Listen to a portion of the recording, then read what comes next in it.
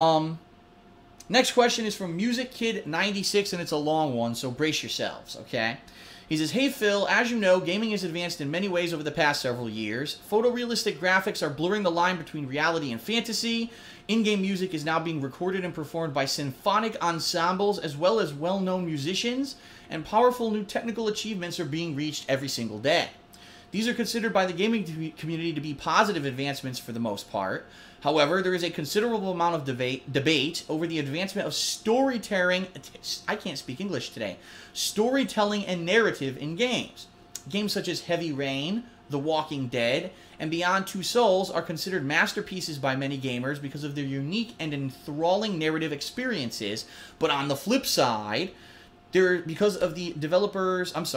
flip side, there are gamers who hate these games and claim that they're barely even games at all because of the developer's intentional limitation of gameplay in order to provide a stronger story. I'd like to hear your opinion on this topic. Do you think that game stories have advanced in a positive way? Do you think a game's narrative could actually detract from the overall experience? Finally, do you think more game developers will experiment with taking a narrative-heavy approach after seeing the success of the games I listed above, resulting in a possible new trend for the current generation? Thanks for answering." Okay.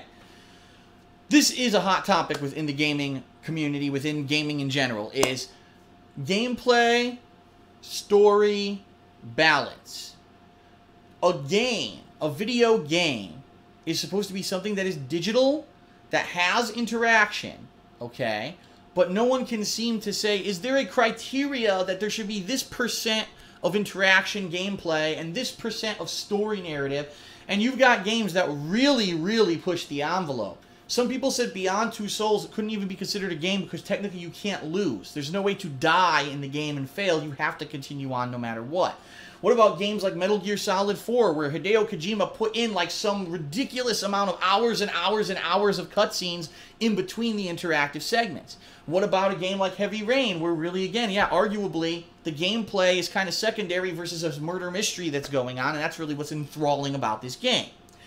On the flip side of all that, you could compare those games to, say, a game such as Dark Souls that has an incredible amount of gameplay in it. There's a huge amount of locales, a huge amount of enemies, and really, when it comes down to it, the lore of Dark Souls, there is lore, but it's not like a concrete narrative story that you would understand from start to finish, such as a game like Beyond Two Souls or Heavy Rain has, right? It's more of, okay, you're some guy, you're dead, you're trying to get some souls from some asshole, and there's a king, you kill the fucking king, you stab him in his fucking ball sack, and you make a choice if you want to burn. The ending doesn't even make fucking sense, and really the game is about gameplay, quality gameplay, not about the narrative story going on around everything. There is one, but it's not that important, okay?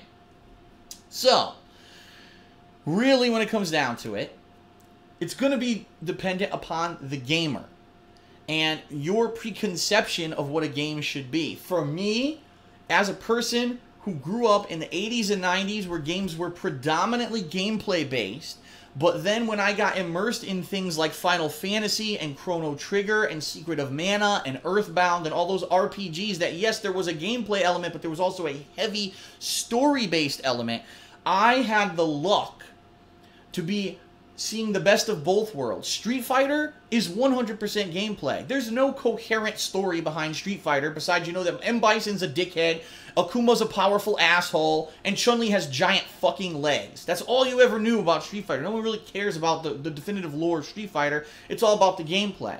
But that doesn't mean that there can't be games that are heavily narrative-based. And if anything, as we've advanced the graphics, we've advanced the music, as we've had everything advanced to the point of photorealism, we're now having games that are basically becoming interactive movies.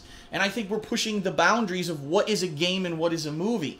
And is it okay for a game to have limited gameplay for the advancement of a story? And I think the answer is yes. I'm okay with playing an incredibly gameplay-centric game like Street Fighter or Dark Souls. Those games have their place, but so do games that are becoming more artistic and more about narrative and more about presentation. I think those games have a place too. So I think that what we have now is a unique time where you've got one group of people, I like this, and they're just butting heads, right? Instead of taking a look at each other's shoes, right? We'll take a walk in someone else's shoes for 5 minutes and see how someone could like a different style of game. I may not like a certain style of game, but I'm not going to sit here and say, fuck you, asshole, because you only like that style of game. I've become a much more accepting person over these years that I've done stuff on YouTube. I used to be like that. I used to be, oh, Street Fighter, Street Fighter, Street Fighter. And if you don't understand how competitive Street Fighter is great, then you're a dick. But now I can see how people might like it, might not like it, might like a different style. I've become a much more varied and wider person. Not this way physically. I actually lost weight over the years I've been doing this, but my horizons of understanding of gaming and art in general, artistic thought, is different in my head now than when I started all this. And so I think there is a place, obviously, for those games for people who love it. I personally loved Beyond Two Souls. I was pissed off that so many critics, oh, well, this game has, like, no gameplay in it, so it's like a 4 out of 10. I'm like, you're a fucking asshole, because if you're saying that it's the only reason you're giving the game a low review, it means that you don't have the artistic vision to understand that games are changing to be something different. They're not just sit there for 12 hours and mash a controller and do repetitive gameplay anymore. They're evolving. And if you refuse to see evolution, you get left behind. And unfortunately, that's why I don't take the game media seriously a lot of the times, because they have these bogus notions about games that are just out of control. And I like it. I definitely like these narrative-based games. I want to see more of them.